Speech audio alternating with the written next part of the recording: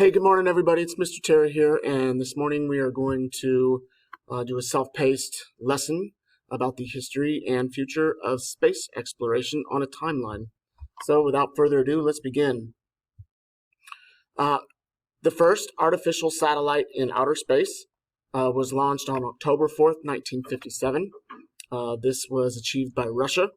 The name of the satellite was Sputnik, and it orbited Earth for 92 days. So, Russia was in the lead. And I'm not going to watch the video, but you will be able to see the video on the Nearpod that's also provided with this lesson. Okay, the next achievement was also by Russia. They put the first animal into orbit on November 3rd, 1957. The name of the dog was Lakia, and it was the first animal in outer space. Unfortunately, she did not survive for her trip back to Earth.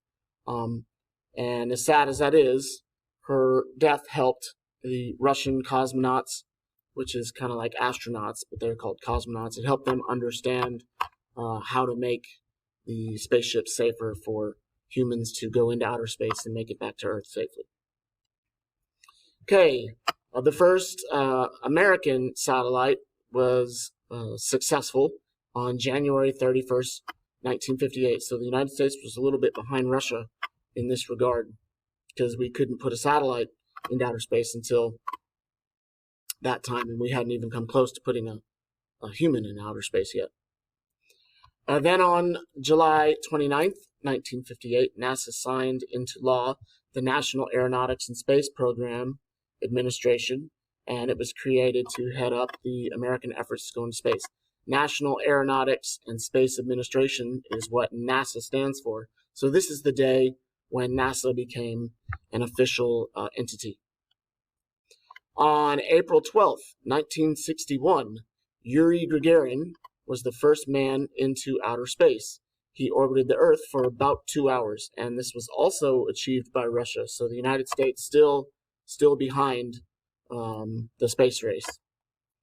May 1961, so America knew they needed to get into outer space, and Shepard was the first American in outer space. He was only in outer space for 16 minutes before returning to Earth, but it was considered successful because we finally put a person into outer space and brought them back to Earth safely. On July 1969, Neil Armstrong became the first man to walk on the moon, and this was a major achievement for the United States because Russia had not yet been to the moon with a human. They had landed satellites, but not people. So this was a very big deal across the entire world. It was watched by many, many, many millions of people all around the world. And we're not going to watch the video, but you'll be able to watch the video if you click on the Nearpod. Okay, April 12th, 1981, the first reusable spaceship was launched in space, and this is called the Space Shuttle. Before then, it was very expensive to take astronauts into outer space because the space vehicles that were used were basically use them once, and they had to be thrown away or recycled. They couldn't be reused again. So the Space Shuttle actually was able to save NASA a lot of money because this could be reused and repaired when it came back to Earth. So it made going into space more affordable. Past the videos. Okay. The International Space Station began being built in 1998 and was finally completed in the year 2011. And the size of the space station is about a football field from one end to the other. So living spaces, of course, the living quarters and the labs that are in outer space, very cramped quarters. Today in 2021, it's a little bit bigger and there's a little bit more elbow room up there, but still not as much space as you would think. But these are all solar panels that are used to power the space station and to keep it in operation. Okay, July 1997, Mars Pathfinder lands on Mars. It is the first vehicle to explore the surface of Mars.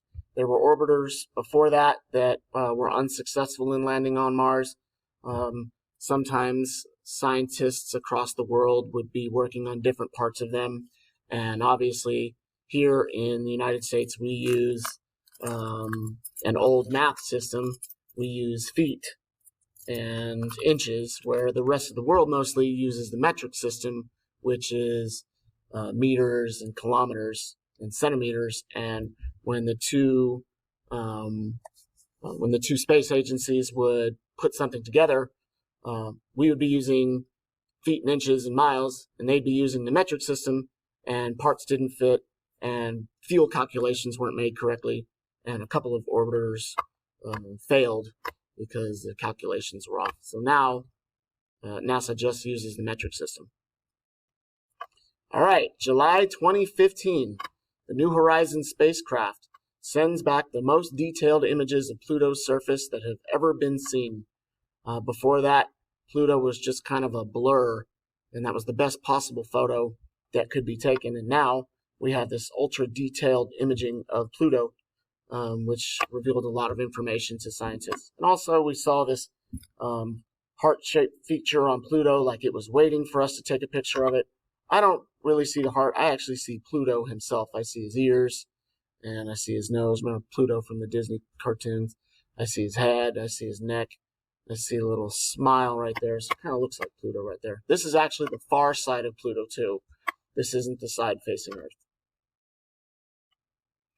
Okay, November 5th, 2018.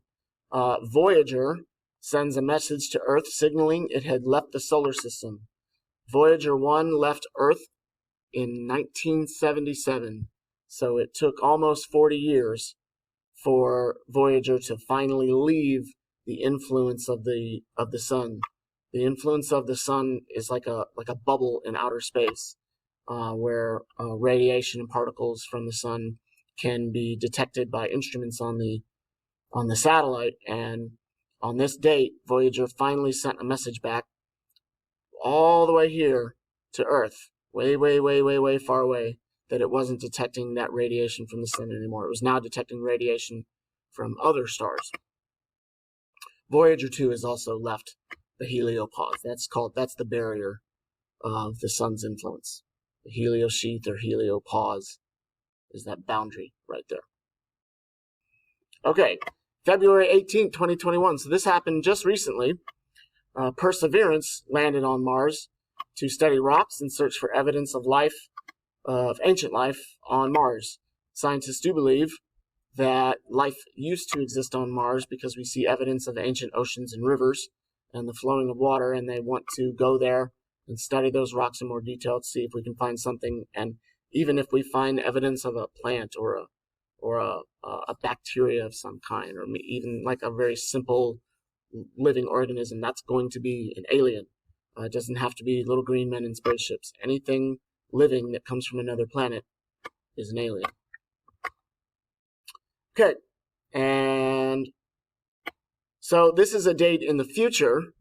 This hasn't happened yet, but the date, the goal in mind is the year 2026, and that is the year that NASA and SpaceX, because they've teamed up and are working together now, they have set that goal as a year that they want to send astronauts to land on and explore Mars.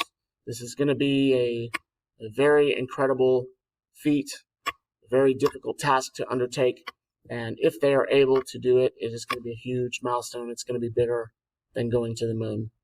But that's going to be a heck of a lot of work to be able to get people there, because it's a dangerous and long journey through outer space. And then you have to survive on Mars, and you have to get back home. So it's going to be tough, but I think we can do it. All right, that is the end of our lesson. Please make sure that you have written down the dates and the events that have taken place and what happened. And if you have any questions, ask me or email me. Have a great day. Bye.